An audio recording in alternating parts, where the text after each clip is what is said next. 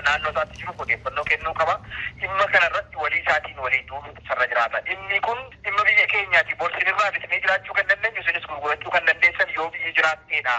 Waan hojjettan kanaan itti fuftanii jireenya keessan fooyyessuu kan dandeessan yoo biyyi jiraatteedha. Ergaa jedhu karaa dabarsuun qaamolee tajaajila laatanis haa ta'u qaamolee oomishan irratti kallattiidhaan uummanni qooda fudhatee hirmaannaa gochuuf sarara jiraataa waan jedhuun qaba. Gama biraatiin mootummaan naannoo Oromiyaa duula mootummaan federaalaa kaaba biyyatti itti gaggeessaa jiruuf birrii miliyoona 100 ol deeggaruusaa obbo Geetaachoon ibsaniiru.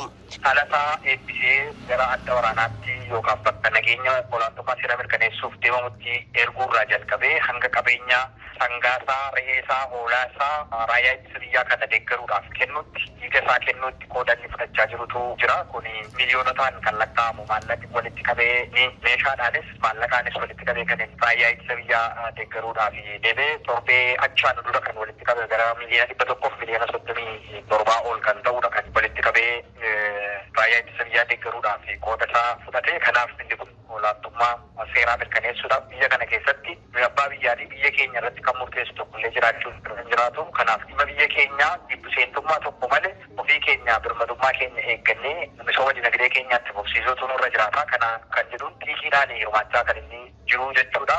Kanaaf humna namaa hirmaachisuudhaanis haa ta'u deeggarsa maallaqaatiinis gara tokkoonuu daangaan turuu godhame humna isaa guutuudhaan manni naannoo keenyaa kan hirmaachaa jiru. Deeggarsi raayyaa ittisaatiif godhamu karaa humna